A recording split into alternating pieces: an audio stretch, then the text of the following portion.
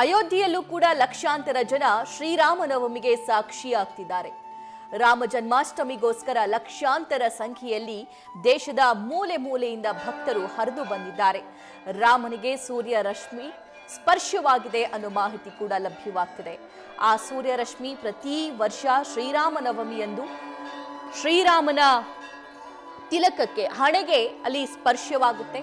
So ಆ ದೃಶ್ಯವನ್ನ ಸದ್ಯಕ್ಕೆ ಗಮನಿಸ್ತಾ ಇದ್ದೀರಿ. ಆ ರೀತಿಯಾಗಿ ಈ ಹೊಸ ರಾಮ ಮಂದಿರವನ್ನ ನಿರ್ಮಾಣ ಮಾಡಲಾಗಿದೆ.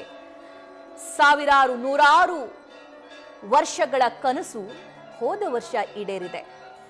ಇವತ್ತಿನ ರಾಮನವಮಿಯನ್ನ ನಾವು ಕನ್ಸಿಡರ್ ಮಾಡೋದಾದ್ರೆ ಅಯೋಧ್ಯೆಯಲ್ಲಿ ರಾಮ ಮಂದಿರ ಕಟ್ಟಿದ ನಂತರ ಇದು ಎರಡನೇ ರಾಮನವಮಿಯನ್ನ ಅದ್ಧೂರಿಯಾಗಿ ಆಚರಿಸ್ತಾ ಇದ್ದಾರೆ. ಇವತ್ತು ಸುಮಾರು 20 ಲಕ್ಷ ಭಕ್ತರು ಈ ರಾಮನವಮಿಯನ್ನ, ಈ ಸೂರ್ಯ ತಿಲಕವನ್ನ, ಸೂರ್ಯ ರಶ್ಮಿ ರಾಮನಿಗೆ, ಬಾಲರಾಮನಿಗೆ ಸ್ಪರ್ಶ ಮಾಡ್ತಿರೋದನ್ನ ಕಣ್ತುಂಬಿಕೊಳ್ಳೋದಕ್ಕೆ 20 ಲಕ್ಷಕ್ಕೂ ಅಧಿಕ ಭಕ್ತರು ಸಾಕ್ಷಿಯಾಗಲಿದ್ದಾರೆ. ಇಡೀ ರಾಮ ಮಂದಿರದಲ್ಲಿ ಜಪ, ತಪ, ಘೋಷಣೆಗಳು, ಹೋಮ, ಹವನ, ಇದರಲ್ಲೇ ರಾಮ ಮಂದಿರ ಕಂಗೊಳಿಸ್ತಾ ಇರೋದನ್ನ ನಾವು ಗಮನಿಸಬಹುದಾಗಿದೆ. ಸೊ ಸದ್ಯಕ್ಕೆ ನೀವು ನೋಡ್ತಾ ಇರೋದು ಅಯೋಧ್ಯೆಯಲ್ಲಿರುವಂತಹ ಬಾಲರಾಮನ ಮಂದಿರ, ಶ್ರೀರಾಮ ಮಂದಿರದಲ್ಲಿ ಸೂರ್ಯರಶ್ಮಿ ಬಾಲರಾಮನಿಗೆ ತಿಲಕವನ್ನ ಇಡ್ತಾ ಇರುವಂಥದ್ದು, ಸೂರ್ಯರಶ್ಮಿ ಸ್ಪರ್ಶ ಮಾಡ್ತಾ ಇರುವಂತಹ ಆ ದೃಶ್ಯ ನಾವು ಗಮನಿಸಬಹುದು.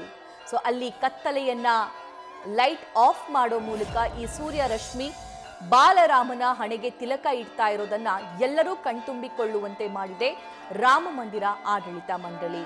ಸೊ ಹಾಗಾಗಿ ಬೇರೆ ಬೇರೆ ಸ್ವಾಮೀಜಿಗಳು, ಬೇರೆ ಬೇರೆ ಪಂಡಿತರ ಸಮ್ಮುಖದಲ್ಲಿ ಬಾಲರಾಮನಿಗೆ ವಿಶೇಷವಾಗಿರುವಂತಹ ಪೂಜೆ, ಹೋಮ, ಹವನ ಎಲ್ಲವನ್ನೂ ಕೂಡ ಬೆಳಗ್ಗೆಯಿಂದ ನೆರವೇರಿಸಿದ್ದಾರೆ. ಆ ಸೂರ್ಯರಶ್ಮಿ ಸ್ಪರ್ಶಿಸ್ತಾ ಇದ್ದಂತೆ ಬಾಲರಾಮನಿಗೆ ಅಲ್ಲಿ ಆರತಿ ಬೆಳಗ್ತಾ ಇರುವಂತಹ ವಿಜುವಲ್ ಕೂಡ ನಾವು ಗಮನಿಸಬಹುದಾಗಿದೆ. ಎರಡು ದೃಶ್ಯವನ್ನ ನೀವು ನೋಡ್ತಾ ಇದ್ದೀರಾ. ಒಂದು ಸೂರ್ಯರಶ್ಮಿ ತಿಲಕ ಇಡ್ತಾ ಇರುವಂತಹ ದೃಶ್ಯ ಒಂದು ಭಾಗದಲ್ಲಿದ್ರೆ, ಮತ್ತೊಂದು ಭಾಗದಲ್ಲಿ ಬಾಲರಾಮ ಸುಂದರವಾಗಿರುವಂತಹ ಪೋಷಾಕಿನಲ್ಲಿ, ಹೂವಿನಲ್ಲಿ ಕಂಗೊಳಿಸ್ತಾ ಇರುವಂತಹ ವಿಜುವಲ್ ಕೂಡ ಮತ್ತೊಂದು ಭಾಗದಲ್ಲಿ ನೋಡಬಹುದು.